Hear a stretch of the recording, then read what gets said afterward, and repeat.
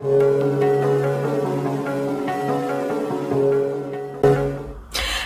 bonjour à tous, moi c'est InSourceGirl et Suga, vous êtes sur Blog X Parler. Alors aujourd'hui on va se retrouver pour la suite de Moneyes Korea. Donc nous allons parler de la partie 2 de Moneyes Korea. Et donc avant de commencer cette vidéo, n'hésitez pas à me rejoindre sur Instagram parce que je suis vraiment très active et que je poste régulièrement du contenu. Et donc sans plus tarder, je vous laisse avec la suite de la vidéo pour savoir mon avis sur Moneyes Korea, la partie 2. Donc voilà, ça va être vraiment totalement différent. Je ne sais pas si j'ai déjà fait genre des suites de une série, un film, un drama ou que sais-je. Donc là c'est pour moi peut-être la première fois que je vous fais ça. Donc pour commencer, tout ce que je vais faire c'est bien sûr vous parler du synopsis de cette deuxième partie de Moneyes Korea avec la bande-annonce qui suivra juste après. Après je vous renverrai sur ma vidéo si vous voulez savoir toutes les informations qu'il y a sur Moneyes Korea. Donc pour moi ça ne sert à rien que je vous dise tout dans cette vidéo parce que ça n'a pas changé. Enfin il n'y a pas de gros changements qui font que ouais j'ai besoin de vous dire toutes des informations dessus. Et après je finirai par vous donner mon avis général par rapport à Moneyes Korea. Alors pour commencer nous allons parler du synopsis. Déjà c'est la suite de l'œuvre originale de La Casa de Papel de Alex Pina. Comme vous le savez aussi déjà, les forces de l'ordre ont déjà tenté de rentrer dans la fabrique de la monnaie et les braqueurs ils doivent trouver un échappatoire. Du côté du professeur, lui par contre c'est un peu plus compliqué, il est en mauvaise posture et son identité semble compromise.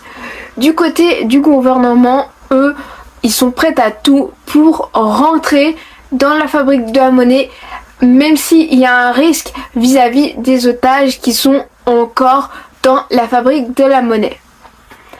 Et pour finir, les braqueurs arriveront-ils à s'échapper avec tout l'argent qu'ils ont fait fabriquer dans la fabrique de la monnaie? Maintenant je vais vous laisser avec la bande originale de Netflix. 돈이 최고인 세상에서 성공을 위해서라면 뭐든지 팔았지.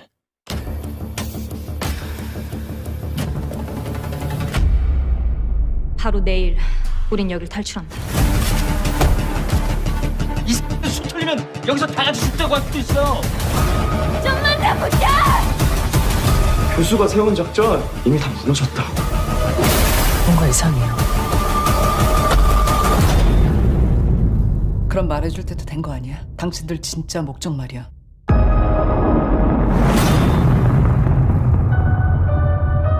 이 종의 집은 원래 민중들의 것이니까. 당장 방송 중지 요청해. 우리한테 협조해요. 그럼 형량을 대폭 낮출 수 있어요. 이 중에 하나는 배신자야. 하지만 그 배신자 하나 때문에 서로 의심하기 시작하면 혼란은 걷잡을 수 없이 커질 거야. 솔직하게 좀 말하라. 널 끝까지 믿었던 그 불쌍한 목숨들 절대 잊지 말라. 내가 배신할까봐 걱정되냐?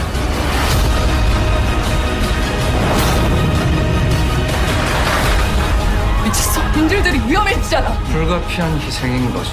살고자 하면은 뒤질 것이고 뒤질라고 하면은 살 것이다. 난 세상에 진짜 도둑이 누군지 알려줄 거야. 지금 시도해볼 수 있는 건 이것밖에 없어.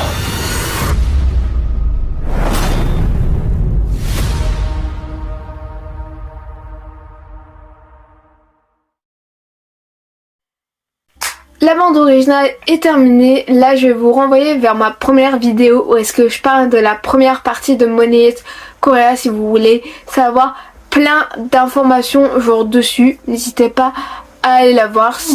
Pour ceux et celles qui sont là, on passe à la suite. Et là je vais vous donner mon avis sur Moneyes Korea.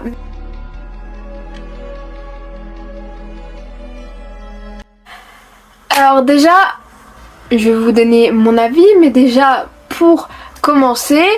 Avec Netflix, c'est qu'on ne sait jamais si quelque chose qu'ils ont produit par eux-mêmes, est-ce que tu vas avoir une deuxième saison durant l'année ou est-ce que tu vas attendre l'année prochaine, 2 ans, voire plus pour une saison.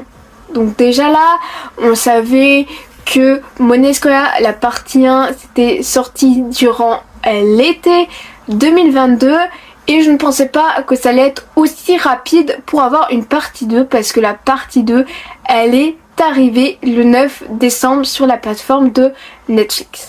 Moi, j'étais vraiment contente que j'ai pas à attendre genre 2 ans comme Alice in Borderland, comme Squid Game qui devrait arriver pour cette année genre 2023. Et j'étais hype parce que j'avais vraiment envie de savoir comment ça allait se passer cette rencontre vis-à-vis du capitaine Cha et du professeur. Finalement, bah, ça s'est quand même plutôt bien passé. Et là, nous avons passé vraiment dans mon avis où est-ce que vraiment là, je me pose genre plein de questions sur plein de scènes genre différentes qui se passent à l'intérieur et c'est vraiment le truc qui fait que on a envie de savoir déjà s'il y a une partie 3 et est-ce qu'au fur et à mesure que si ils nous font de nouvelles parties, bah qu'est-ce qui se passera en fait. La romance, enfin tout ce qui se passe avec la capitaine et le professeur, on a vraiment genre, envie de savoir, de creuser un peu plus sur leur histoire parce que, enfin, on sait que dans cette version coréenne, ils se connaissaient déjà avant le braquage. Donc déjà avant le braquage, et ils se fréquentaient, on savait déjà ça, mais tout autour de leur relation, c'est un peu genre énigmatique en fait. Parce qu'au final, genre, quand on voit les dernières scènes de cette partie 2, que revirement de situation, que elle rejoint genre le braqueur, il y a un lac devant et tout, enfin après il y a la scène du train, genre on se dit mais pourquoi en fait elle est là avec le professeur, avec tous les braqueurs, enfin même on se pose plein de questions parce que déjà dans la première partie il parlait d'une taupe, il pensait que vraiment c'était elle la taupe, donc est-ce qu'elle est vraiment genre la taupe? Est-ce qu'elle faisait semblant de pas comprendre genre qui c'était, genre son interlocuteur, genre plusieurs fois, genre enfin au téléphone quand elle avait des conversations téléphoniques avec le professeur, enfin il y a plein de choses comme ça.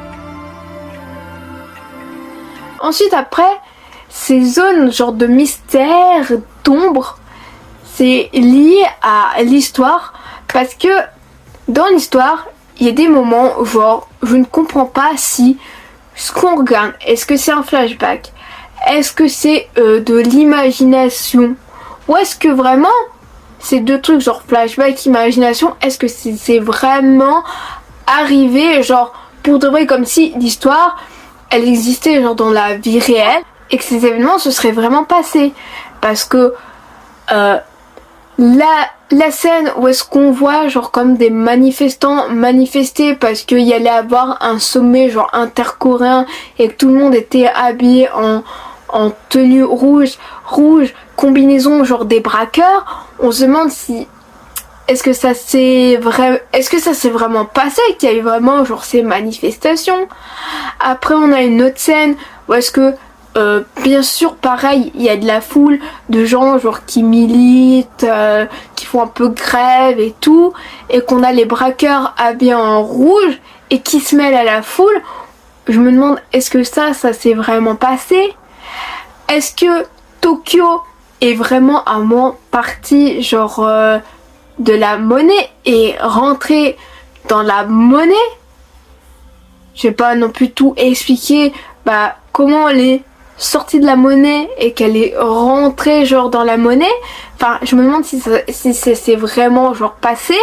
Enfin il y a comme des ombres de flou, de mystère, de trucs genre comme énigmatiques. Oui je répète un peu ça, mais c'est vrai que c'est plein de trucs qui font que j'ai que j'ai envie de savoir, ou que je ne comprends pas, ou qu'il faudrait peut-être que je regarde une deuxième fois tout ça pour me dire ah mais en fait ça c'est vraiment passé, ça en fait c'est juste comme une imagination pour une représentation, pour montrer un peu, pour imaginer comment ils pensent que ça se serait vraiment passé. Donc voilà, c'est à peu près tout ce que j'avais à vous dire là-dessus sur cette fameuse partie 2 de Moneyesque Korea. Bah n'hésitez pas à me dire vous aussi qu'est-ce que vous avez pensé de cette partie 2 de Moneyesque Korea, et puis si vous pouvez par exemple m'éclaircir mes zones d'ombre, bah n'hésitez pas, si vous avez genre des théories dessus, voilà. Donc bah c'était tout. Puis comme je vous ai dit, bah n'hésitez pas à me dire tout ça dans les commentaires et je vous y répondrai et vous lirez bien sûr avec grand plaisir.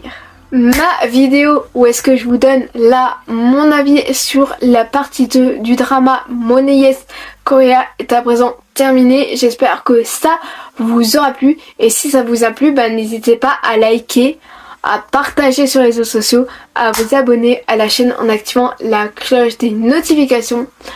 Et donc bah je vous fais de gros bisous, et donc on se retrouve pour le mois de février bien sûr, parce que comme je vous ai dit dans des posts, je prends un peu genre de pause, enfin c'est pas vraiment une pause, mais je prends du temps pour vous faire du nouveau contenu sur les réseaux sociaux. Et donc voilà, je vous fais d'énormes bisous.